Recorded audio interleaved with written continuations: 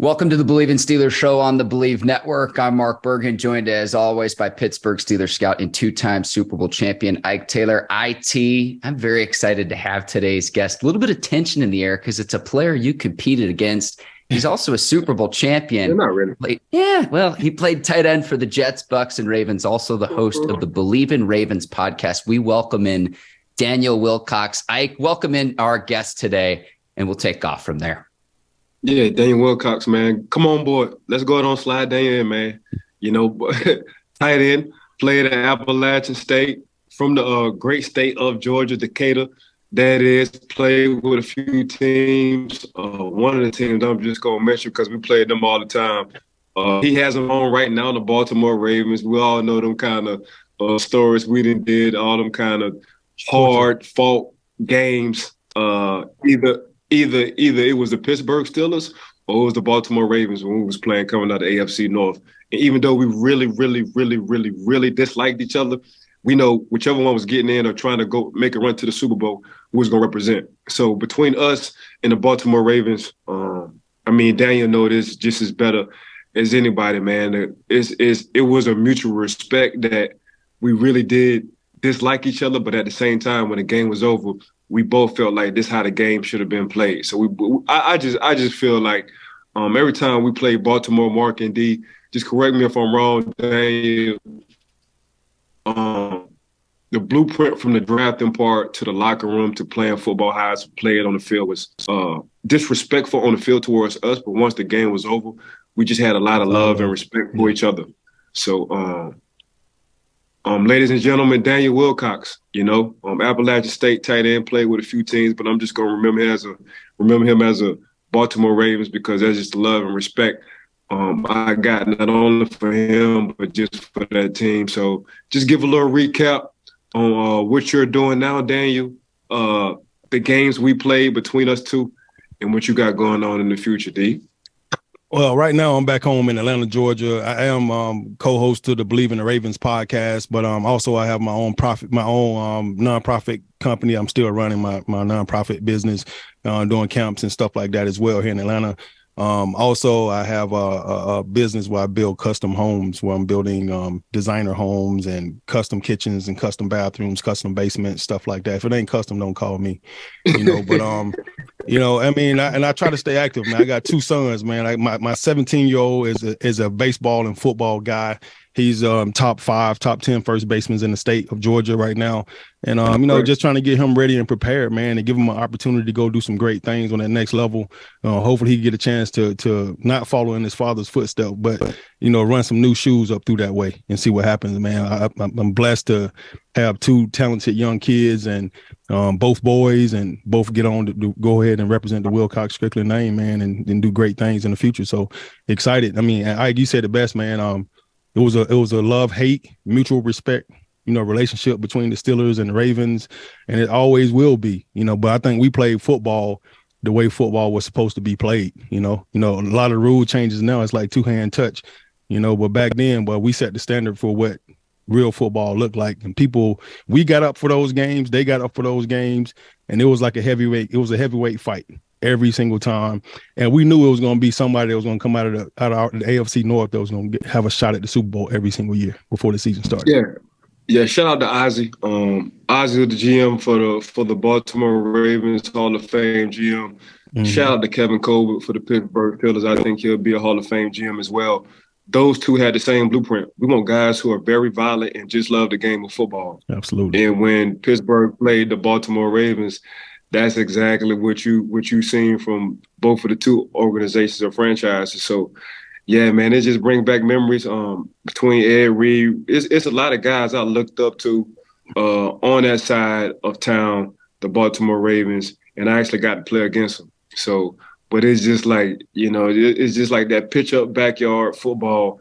It's just so happened we was in the NFL who was doing it, So I tell people all the time, like, if you can just sum up football in 2 words, I just call it organized violence. That's all it is. So that's it. Especially when we played. Today's episode is brought to you by betonline.ag. We are 10 days away from the NFL draft. Playoffs for both NBA and NHL are underway. And if you want to place a bet on any of the action, betonline.ag is the place to do it. what you need to do, go to betonline.ag today. Use our promo code Bleav. That's BLEAV to receive your 50% welcome bonus on your first deposit. Bet online, where the game starts. Now back to our conversation with Daniel Wilcox. Yeah, man, just appreciate you really just coming on the show. We talk about us being dads and being in our kids' lives, and I just think to that point, because my son is getting highly recruited. He plays safety. We just got back from Tennessee, so we had a recruiting visit at Tennessee that went real well. But it's like our sixth to eighth visit. But you always want your kid to be better than you, and us playing at this level, kids can either go two ways. They can go the way with never live up to their father's potential, or they'll pass their father's potential.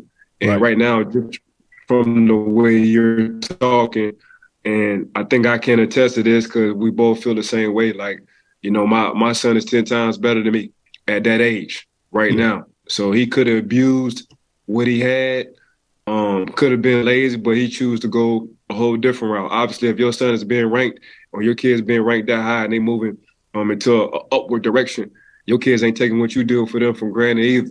So that's a good thing about being a dad. Being a dad, you always want your kid to be better than you, especially at an earlier age, because they got the resources we didn't have at the time, and they're not taking advantage of it. So round of applause not only to you and your significant other or your other one. Yeah, but just listening to you talk, man, they say it all the time, teamwork made the dream work. And even though me and my son, is not together anymore, we feel like we're just great co-parents. So teamwork do make the dream work, especially when you're dealing with a kid. So just congratulations to that whole household, D. And that's really what I wanted to say, because just listening to you talk about your kids, man, it either go two ways. It's a lot of pressure on our kids that they don't even know, but just off of our success, that just come with the territory.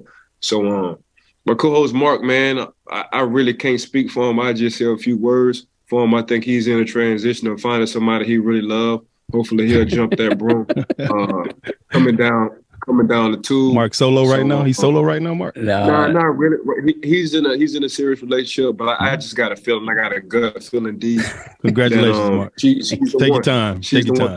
Correct me if I'm wrong. Mark. Tell him to take his time, Mike. Carolina is the best. It's funny, Daniel. You mentioned the custom. If it's not custom, don't do it. I actually just closed and bought a home, so it's just like you're saying all of this. And it's amazing to me because I hear about thank you. I hear about the next generation, and Ike and I talk all the time about the similarities between the Steelers and the Ravens, between the two franchises. One thing I wanted to ask you, Ike played for both Bill Cowher and Mike Tomlin. You played for both Brian Billick and for John Harbaugh. What I wanted to ask you is what the differences were playing for two coaches that were at the helm of elite level franchises. Man, it's crazy that you asked that. And, I had Mike too down in Tampa before he came to Pittsburgh. So I had Tomlin too as well, but that's my dog, but when we came in, when I got to Baltimore, I had just left NFL Europe. And I had one of those Bear Bryant coaches over there, Pete Hartnett, and he was in that whole Bear, pass every single day, 10 weeks straight, 10 games. Every day we got full pass on, never put the shorts on. We had to rebel just to get them to put shorts on at the end of the season. It's crazy. Then I got to Baltimore, and then Brian Billick, you can tell instantly that he was a former player. He really took care of our bodies, really understood like how beat up we are after game days. And, of course, everybody get victory Monday. If you win, you get Monday off, but if you don't, then you got to come in, lift, run, watch film, do whatever you got to do. And then you get that Tuesday off. And I spent my whole Tuesdays in the communities doing things in the community. And then the rest of the week, you would see this strategic, all right, let's dial back, get ready, because we got to play this big game coming up this week.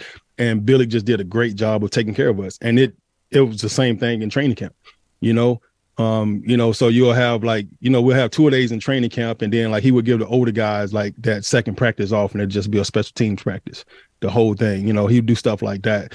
But then when Harbaugh came in, for some reason, he felt like he needed to toughen us up. It's like we like the toughest team in the league besides the Steelers. Like it ain't nobody tougher than the Ravens and Steelers in the whole league.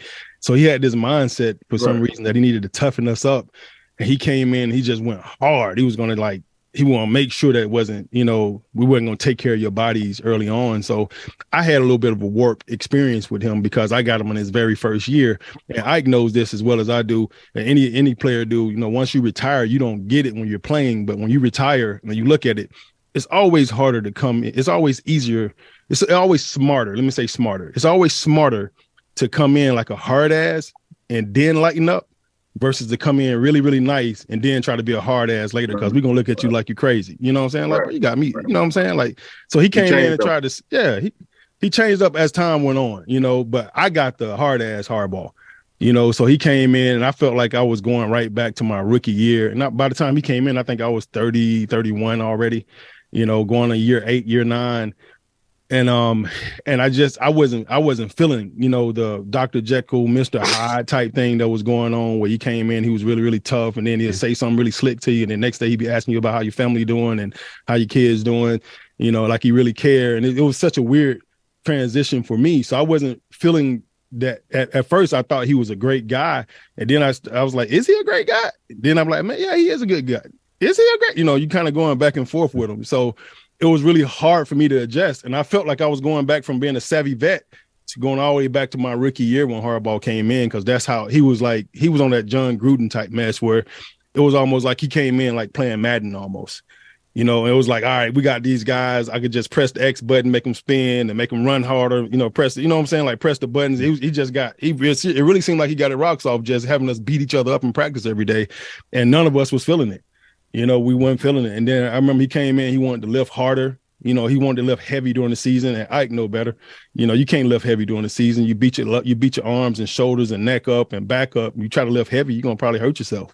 So you have to maintain throughout the season and you have to maintain what you've gained in the off season through the season. You have to lift, but you can't lift the same way you lift in the off season during the actual season yourself. And we had a bunch of injuries because of it, and I wasn't really trusting the field, the vibe. I tore my bicep tendon and my labrum up in the weight room that last year, and I partially tore both of them. And then didn't know why I did it. I didn't know if it came from the weight room or it didn't come from the field. But the more I look back on it, I know it came from the weight room, because it didn't start until I got into there, benching and lifting heavy, and I'm throwing 265, 275 up, through the season, and I'm like, man, something ain't right with my shoulder. I played the whole shoulder with they told me I had a pinched nerve, and I ended up had a torn labrum in the bicep.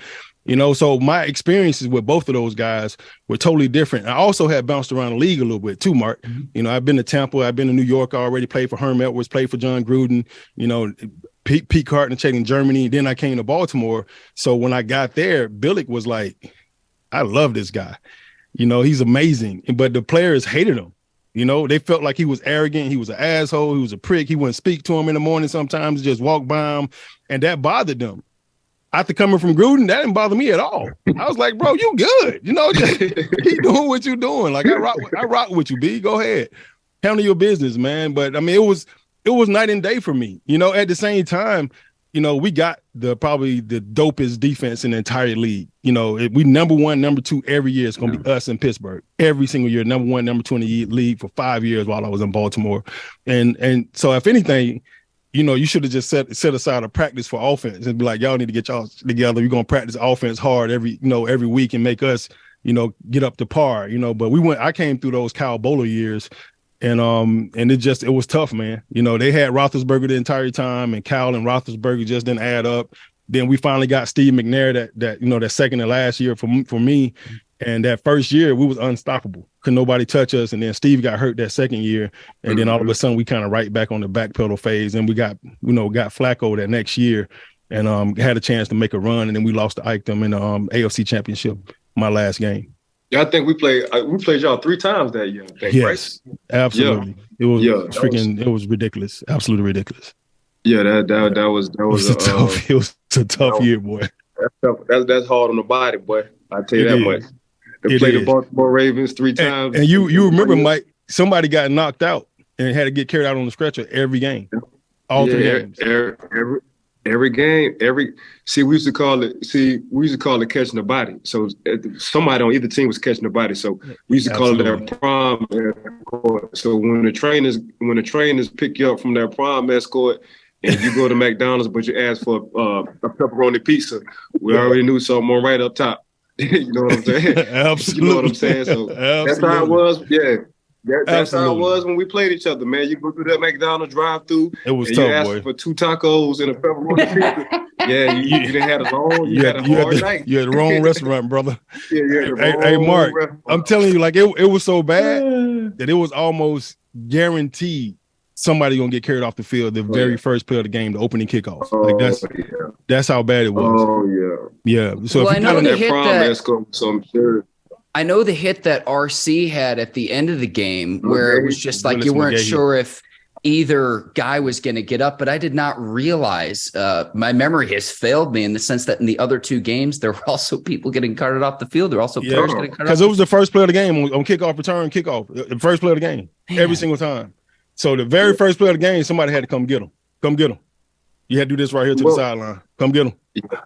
Yeah, it was. I'm telling you, man, them prom escorts. That's what we called it on our side. Them prom escorts. When you was getting escorted off the field by the trainer, and your helmet was sideways, and after the game, we going to Ruth Chris or whatever, and you ordering a Big Mac. We said, dog, you need to go home and go to sleep, bro, because you at the wrong restaurant. Bro, hey, I never liked rock and roll music inside until we played the Steelers. Oh, because they used to play that song, let the bodies hit the floor, let the bodies hit the floor. And you just go crazy. Go crazy the whole thing. Amazing. Keeping it into 2023, Daniel, what I wanted to ask you, the Ravens introduced OBJ last week. You now have a trio of OBJ, Rashad Bateman, a cold weather receiver Ike and I really liked out of Minnesota when he was coming out of the draft. And then Mark Andrews. You've got a great trio. The petty Steelers fan in me says, hey, congratulations, Tyler Huntley. What do you make of the news? The Ravens signing OBJ. Yeah, you been petty. Yeah. Petty Mark. And I don't even blame you, man. Like this thing has been such a clown foolery type thing this entire offseason. Everybody's over it. Everybody's tired of it. And it makes you want to say that because as soon as they low tendered Lamar, I instantly said, that's it. He's not coming back. There's no way he's going to come back and play underneath the low tender contract. And I don't even blame him. I set out if I was him, I would have set the whole thing out. But I once they signed OBJ, don't forget they got Aguilar too. They went and got him from the Patriots. But you got Aguilar now, OBJ, and you got Bateman, and then you still got a couple of other guys like Duvernay that made big plays for him and too, man. But as soon as they signed OBJ, I was like, maybe there's hope because there's no way OBJ, a veteran receiver, would take a job like the Baltimore Ravens, not knowing who their quarterback is going to be. And he got his 15. He was looking for 15. I said that too. I said that too. Now look, that's the only other reason. That's the only other reason I said maybe it was just about the money for OBJ. He gonna get that 15 mil. When nobody else gonna give it to him. The man done been hurt 2 years in a row. Didn't even play last year at all. Now he's coming back, which I highly recommended for him to do, to take last year's season off after that second knee injury to try to really rehab the right way. They always rush us back and we come back not as healthy as we should be and end up getting re-injured. And that's probably why he got hurt last time anyway. But I think Tim taking the last year off was huge for him and being able to rehab this entire time and build up the muscles. But I said the exact same thing. There's only 2 reasons this man would take this contract with the Baltimore Ravens is because he finna hit for 15 mil, which is only 7 mil after taxes. We both know that, right? He gonna get 7 mil after, he gonna get 7 mil cash in his bank account. And he gonna get a chance to go play for one of the most elite teams in the country and still may have a chance to win the Super Bowl, regardless of Lamar Jackson come back or not, just because the Ravens defense is that potent. And I think they're going to get better this year. I really do. I believe they're going to be a lot better defense this year, but I think he either gambling on the money or he only took it because he knew hands down that Lamar is going to sign. Mm-hmm. So who's the quarterback then, if not Lamar? Is it Huntley? Because the Ravens don't pick till number 22. I don't know. That's a great question, man. Mm-hmm. I mean, the Ravens are they have always been such a detail-oriented organization from top to bottom. And Steve Bisciotti told me to my face one time, if you let me go one-on-one with anybody in this world in any business, I'm going to win. If you let me put 100% of myself in anything, I'm going to win. That's the owner of the Ravens saying that. So when you hear something like that, you you know that they thought this thing out upside down, all around, inside out. Dave was very, very, very quiet as far as the offseason transitions and who they picked up and who they brought in. They was, and the Ravens are usually busy making huge transitions. So this draft is going to be huge for them. And when I say huge for them, it's not always about who they're going to draft with the Ravens. You know, they'll take those picks and they'll use them. They'll move them around and they'll be on the phone talking to other teams the entire time through the draft. We'll draft this guy and trade him to you for this guy. He might end up with something. We might end up with somebody else's starting quarterback that they was planning on starting this year. It could be anybody. You just never know with the Ravens. They have thought this thing out a million different ways this Sunday. If they got Lamar and if they lose Lamar, they've thought this out. They're willing to depart with him to make a good business decision because it's all about business at the end of the day. We get caught up as players as loyalty because we've been trained that since we was 5 years old. We always been loyal, and we really forget that this is a freaking business, and they run it like a business, and we trying to be loyal. And they don't care about you being loyal. All they care about is if the bottom line dollar, how much it's going to cost me to do this, how can we stay underneath the cap? How can we make this business profitable long in and still fill those seats? Okay, so it's a business for the Ravens. It's loyalty for Lamar. He's still a young man, not realizing that whole process, and he allowed the business to play him on this back end, on the front end and the back end of things right now.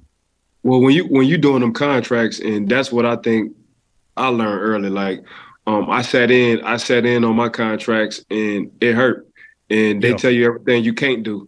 And you and the reason why they're telling you that because they don't want to pay you. Eventually, y'all going to meet up in the middle and y'all going to wind up working it out. You just got to be smart about where you at. You can't look at nobody else's money. You got to understand, hey, I'm comfortable with this on my own. I can't look at somebody else and be like, man, I should get what so-and-so get. You got to be comfortable in that. So Lamar not having a representative, he's seeing the real true business side of this business, and they're telling him everything he can't do, and he's like, "But man, I'm the perfect," and he's the perfect person. Goes into the organization up and down, whether it's the general manager or whether it's the janitor. Everybody loved Lamar in that building. Nobody has nothing bad to say about Lamar in that building. It's just when it comes down to that money, I figured it out earlier than later. When they talking that business, you can't take it personal, and even though it do hurt, it hurts bad. I think you said it best, D.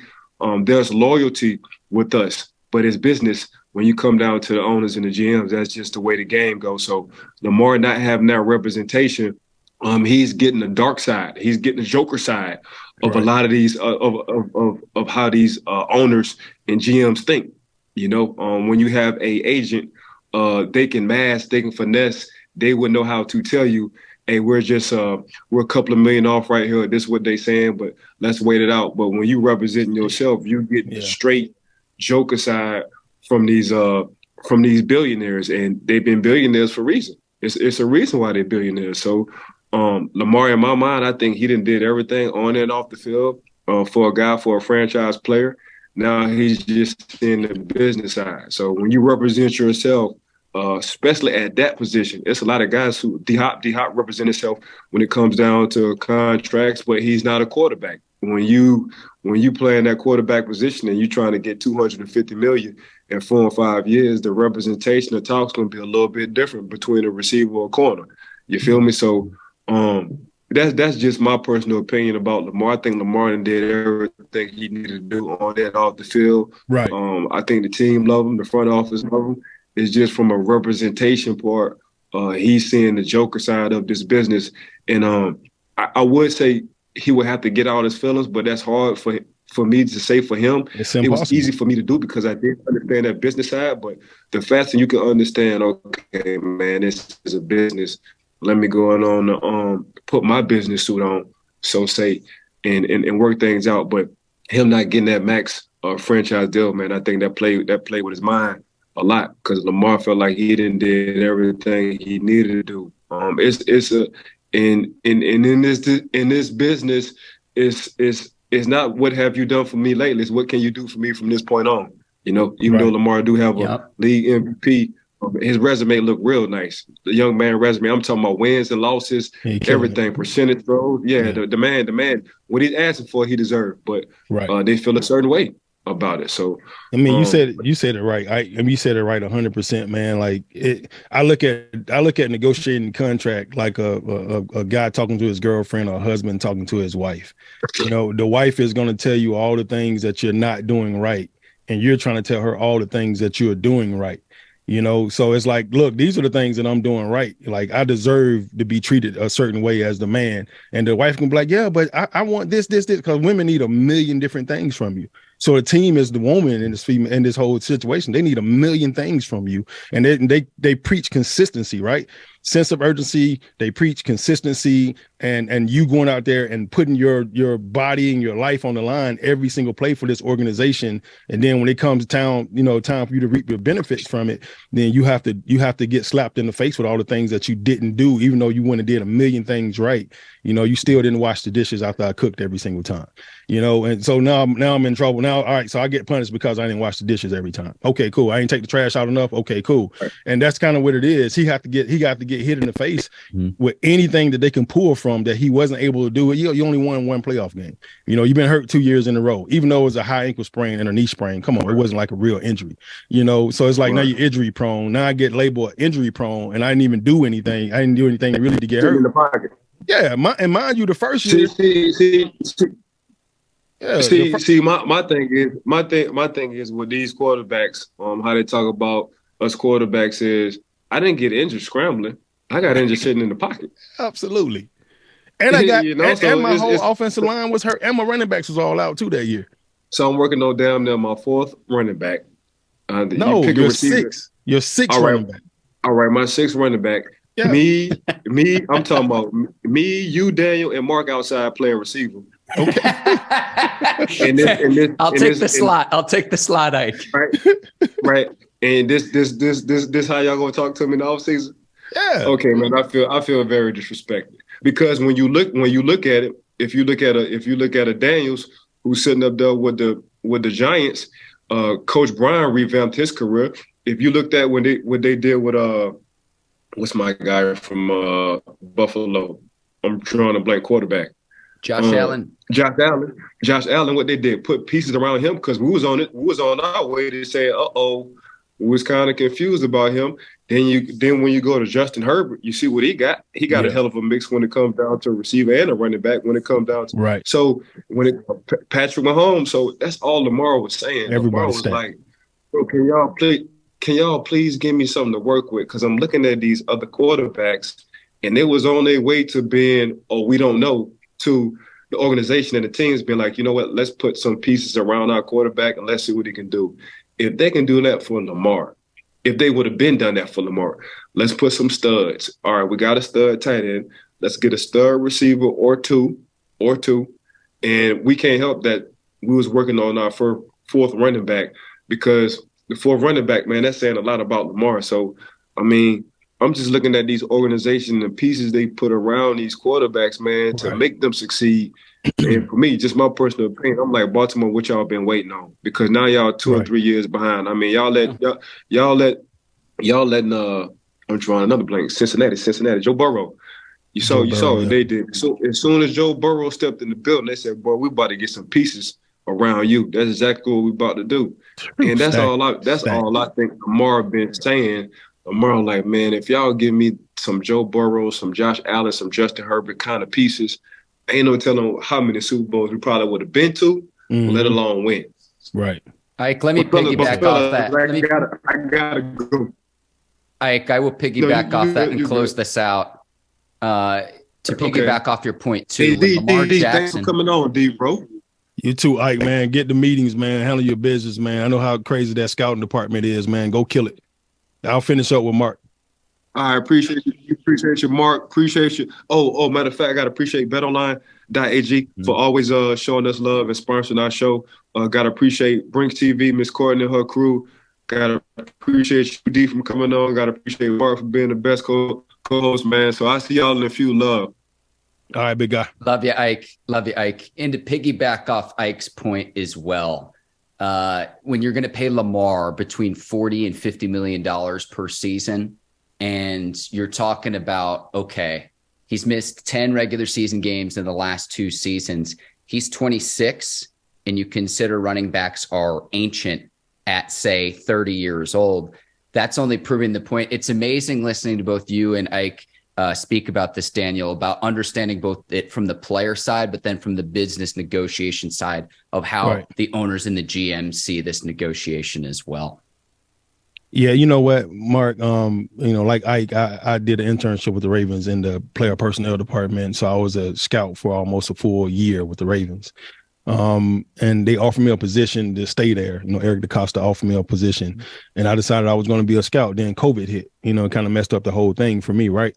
And I had never seen how they look at us, up top in that room. And I think one of the things that's you have to rate players. As scouts, as GMs, as presidents of the team, as owners of the team, you have to sit in a room with 25 people and say, all right, who do you think the best player is on the team? And then you rate them 1 through 100, like 1 through 60, 1 through 65, how many other guys on the team, 1 through 53, right? And that's how you rate your players. And the year I was there, Lamar was number one. This was a year going into the MVP year, and it was like, yeah, he was number one, bro. Like hands down. You saw him out there in practice. He started off kind of slow, not throwing the ball right, accurate. And then by the end of the training camp, it was dime after dime after dime after dime after dime. And he was running the ball, but very, very little. You never saw him. He wasn't running the ball and taking off running all the freaking time like you would think. And he sat in the pocket and just picked people apart. And I remember that year that we went up to Philly that year to practice with Philly that game, Philly for a whole week of practice. And then Jacksonville came to us to practice with us for a whole week. And you would hear them talking because he had just came out of the draft. People were still talking about your quarterback's a running back. You could hear the other players from the other teams saying stupid stuff like that. But by the end of that week, they were quiet because he had them drop dimes on them left and right. They didn't want to see that. And by the end of the week, they were talking about how dope he was and how good he was, how great of a player he was. The Ravens ranked him that year. He was the number 1, number 2 player on the whole team. So you're talking about for the last 5 years, he's been like literally the number 1 player on your team, and you've ran your entire offense around him, regardless of who you brought in. You've ran everything through him and facilitated everything. I mean, he was a leading rusher almost. Almost every season, and he broke records every single year. So it's like, I didn't understand how you allow the MVP of the entire league, even on the top 100, NFL top 100, all the players rated him number 1 in the entire league, not just your team, but the entire league. All 32 teams voted Lamar as number 1 player in the NFL that year, top 100 after the MVP year. So it's like, how do you allow him to go 5 years and he only make 25 mil or 30 mil when other court QBs that came in with him has made 80 or 90 mil? Like, how do you allow that to happen? And the way you allow that to happen is he don't have an agent. He don't have an agent. Nobody sat down and said, hey, man, we need to sit out this year if they don't pay us more right now, and we need to sit out and get your money. He should have got this 133, 3 years ago. Since he didn't get it, he's sitting like 60, 70 million less than almost all the other quarterbacks that came out with him. And he's arguably the best one out of all those guys. Yeah. So I think the issue is that he's trying to get that money back that he did not get because he said, hey, man, I'm just going to play out my rookie deal. I'm going to continue to show you guys and prove you guys how valuable I am to the team. And every time he gets hurt, he leaves the team and he leaves them like 8-1, 8-2, and then they lose 7 games straight without him. So it's like he's showing you his value, but you're going to use him being hurt by default now. He's hurt because he don't have his starting left tackle. He don't have his starting right tackle that he had. One of his best friends was Orlando Brown. He ended up leaving and go to Kansas City. They paid him instead of you paying him. You pay Ronnie Stanley all this money, then he get hurt and he don't even play for you for 2 years. You're starting left tackle. So now he's playing with all these backup guys. And then the first year he got hurt, man, they literally had guys. They had a 3rd and 4th string offensive lineman out there playing guys they picked up off the street, and they rotating guys in different positions that they never played before just to try to get through the season. And he got hurt running for his life. So to me, there's a certain amount of money that you have to give him for back pay. You got to give him some back pay because he only made 25 mil or 30 mil at the last 5 seasons, which you got to keep in mind. At 25 for 5, that's 5 mil a year. That's 2.5 a year that he sees in his pocket. And he's in the higher range of celebrity status when it comes to the NFL. Oh, he can't easily. Yeah, he can't go nowhere without security. He can't run up in the building with that chain on that he wears and not think somebody's going to try to snatch it. He can't stay anywhere. He can't just go stay anywhere. He can't just stay in a regular gated community. He got to stay in like an upper echelon of gated communities because of the fact of who he is, period. So all that stuff costs money. So with 2.5 a year, the kid is probably struggling financially. I'm sure. I mean, he missed out on all his endorsement deals because he don't have an agent. He's probably taking minimal of that. Well, I see other quarterbacks in the league that have gotten big contract extensions, and it's like Lamar's better than every single one of them. And I'll name names, Daniel. I know you might. I'll name him. Kyler Murray. Okay, he got his big deal last year. Deshaun Watson, and I'm not even talking about the player, but everything off the field too. And he got that $250 million guaranteed. Dak Prescott too, and I know they front loaded Dak Prescott's deal, which is what I think they should do with Lamar. But like, I get it. And so it's like, okay, if they're making, say the bar is 40 minimum, he's better than every single one of those guys I just named, point blank, period. It's just the truth. It's just the truth. You also bring up a great point too, and maybe this is my perspective from afar, but how do other teams evaluate the moves that you're making and the players that you're bringing in, whether it's contract negotiation or whether it's the draft? And Ike and I a year ago are going through, recapping the draft, and we look at, who do the Ravens get at the safety position? Kyle Hamilton out of Notre Dame. And we're like, we hate to admit it, but that's a great pick. If the Ravens lose Lamar, it's not that Pittsburgh hasn't had success against him. They actually game plan better than a lot of other teams do against Lamar. But it's exactly what you said, Daniel, is look at what the Ravens record is with Lamar playing in games versus not. And that's where I go to, the lack of playoff success. I could point to a ton of other quarterbacks that have not had playoff success. Lamar's still just 26. So his scrambling ability might not be at a level that it's at now for the duration of his career, but he might figure out some other parts of the quarterbacking position. How it's gotten to this point, I question, are quarterbacks going to be valued the same way they were a year ago? And if not, I really think there's a real power dynamic. What happened was, and we look across the division, what happened with Deshaun Watson. And I'm not talking about the off the field stuff, but I'm talking about the guaranteed contract that the Browns awarded Watson. Is that going to be the new norm when it comes to quarterbacks, or is that going to be the exception when it comes to quarterbacks? So to me, this whole Lamar Jackson discussion doesn't really have to do with Lamar. It's the power dynamic between ownership, general managers, and players. I absolutely agree, Mark. I think the Deshaun Watson deal is going to be like an anomaly. Like, nobody's going to try to follow that. Everybody's pissed off about it. All 31 owners that are left over from the Cleveland Browns are all upset about it. So since I think they're all upset about it, they're trying to reset the market right now by how they pay Lamar. The problem is the longer they wait, then they're going to have to pay Burrow, and they're going to have to pay the rest of these guys. Once they pay those guys, and that's going to set the bar for what Lamar gets too. So the sad part about it is, from the business standpoint of it, what the Ravens is doing is on point. Like, it's perfect. It's smart. It's very, very thought out. It makes perfect sense. Even them basically allowing him to play himself out his whole rookie deal without restructuring his deal. I mean, they paid the man they paid him $25 million, $30 million. That's pennies for what this guy was worth for the last 5 years. And then you didn't even go load him up on offense with all this stud talent that he could have got. Then you go get OBJ after 2 knee surgeries, and he's he's not over the hill, but he is, he's already had a bunch of injuries, and you could call him injury prone because he's had 2 knee surgeries now, right? Real injuries, and you're still not loading them up with the top receivers in the league. You're not giving him that Tyreek Hill, like the Dolphins did last year. So my thing is, the Ravens is doing smart business. Lamar his business dealings right now is not on par what they need to be, and I think he does need. And I'm not even gonna say he need an agent. He just need a lawyer or somebody that he could trust to really go in and help negotiate this contract with him, that's qualified or certified enough to be able to do it, right? And you can get a business attorney to come in and help read these contracts and figure this thing out and help make sure that you get the best out of this thing. Somebody that's going to be there to represent you. And a lawyer is good because they debate all the time. They go to court all the freaking time. They go back and forth. You're not going to make them nervous, or because when you argue with your girl, you get to a point you're like, bro, I'm good. I don't want to argue with you no more. And that's kind of what it is. This is such an emotional thing to deal with. I poured all myself into this thing for you guys. I played hurt for you guys. I did everything I can for you guys. And I put the team on my back for you guys multiple times.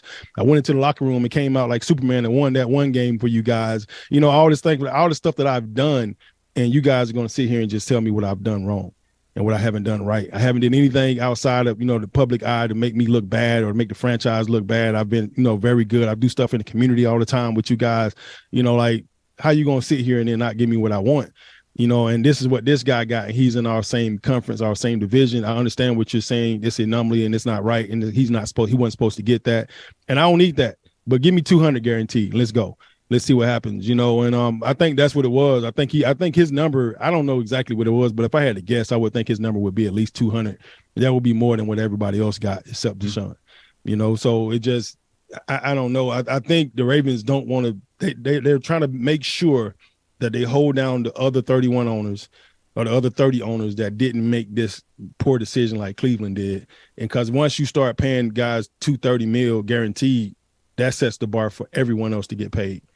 So if you could reset the market now with Lamar being one of the top 5 quarterbacks in the league and not pay him $230 million, $250 million guaranteed, now that restructures everything. Now everybody has to kind of pay attention because nobody else has got nowhere near that 230 that Deshaun got.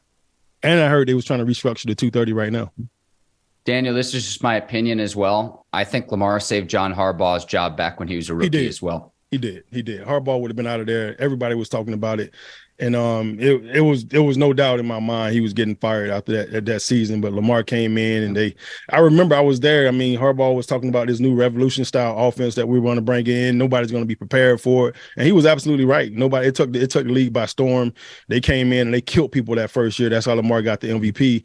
The problem was they never made adjustments. When everybody else made adjustments that next year to stop that mess, the Ravens never made adjustments. The OC never made adjustments. So since he never made adjustments, and then you keep him for another 2 years after that, so 3 years of no adjustments, everybody knows what you're doing. Lamar went on camera that next year like, man, they're calling out the plays before we even run them. As soon as we line up, they know exactly what we're running. Like, that's a problem. And he was frustrated. He was really frustrated next season. That next season, I remember him being on air telling the whole world, like, they know the plays before we call them. We need to change some stuff. Like, it's not going. He basically called out his OC on national television, which was a no-no, right? Well, you've got a new OC headed into this season, though, too, now. Yeah, but you go get a guy out of college. I don't know how happy he is about that. You go get a college guy to come in that hasn't been proven in the NFL. I mean, to me, it's experimental. It may turn out great for the Ravens. The offense that he run may be spectacular and it may be a phenomenal thing, but to me, it's all experimental. You don't know what he's going to do, versus somebody like an Andy Reid or stuff like that. What they're going to give you. That offense is about to be dynamic. You're taking a shot, like a shot in the wind by pulling the guy up from college and saying, all right, this is our new OC. And you just did the same thing last year with the defense. Don't get it twisted. Now, Mike McDonald left the Ravens linebackers staff and then went over to Michigan, had one great year at Michigan and came right back. And now he's the DC, and we sucked on defense the first 6-7 games of the season. And there was so many miscommunications. We lost to the Dolphins. We lost 2 or 3 teams, and it was all defense. It wasn't Lamar's fault. It was defense. Lamar put him in. He scored enough points. And the defense just didn't play the way they normally plays, and it cost us in the long run. Daniel Wilcox, I have like another half dozen to a dozen questions. Let's go. I do want to ask you, but let's go, Mark. Listen, man, I would keep you here till sundown. Is there anything that I haven't been smart enough to ask you that you would like to get across between now and the start of the regular season? We are now 10 days away from the draft as well. Anything else that our listeners and viewers should know? Off the top of my head, Mark, I can't really think of anything. I just know that the Ravens have some really tough decisions to make. I think they're stacked on the defensive side of the ball. I think they could have moved around a couple of pieces over there that they didn't. They didn't move around. I think losing Calais Campbell leadership was huge for us. There's going to be some stuff that's going to be replaced, I'm sure, in the middle of the field that'll kind of take up for his absence. A lot of times when you lose somebody that's such a permanent figure like a Ray Lewis or Ed Reed, you have to go get 2 guys to kind of compensate for that one guy. And that's what the Ravens are good at doing. They found a way to get a guy that'll play second and third down, first and second down, and somebody else that'll play third and fourth, and they'll figure it out. They'll get that production the way they need to get it, and it's going to be interesting to kind of see what happens these next 2 or 3 weeks when the draft comes about the quarterback situation in Baltimore. I kind of figured this thing was going to wait till after the draft before it all unveiled. Because once the draft comes in, you'll kind of pick up all the pieces and stuff that you really, really, truly need. And then you'll be able to maneuver some things around and move some things around and make some deals with some guys. And the Ravens are nonstop. They're always bringing guys in to train them, to work them out, to see where they at, to see how their body look, to see how they feel, to put them through physicals. They do this stuff year round, every single week, all throughout the season, all throughout the off season.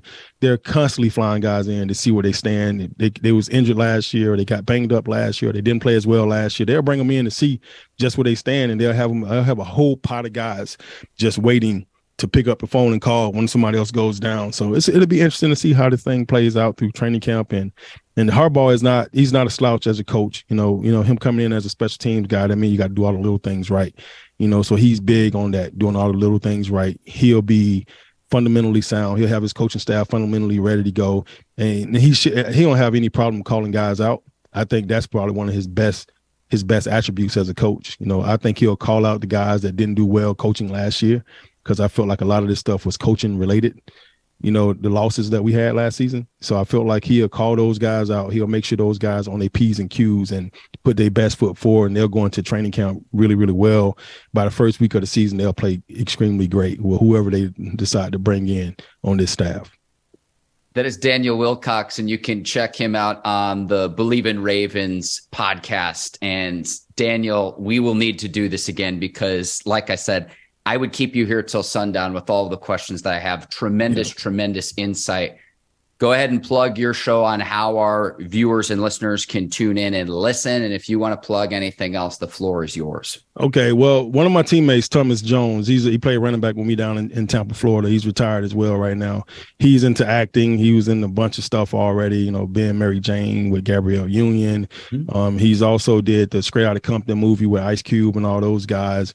But he's done a ton of stuff since he's retired. And he started a TV show called Life After. It's on Amazon. So if you're on Amazon, if you got Amazon Prime out there, check out Life After. It's Thomas Jones, the producer of the show. And he's on episode number 1. I'm on episode number 7.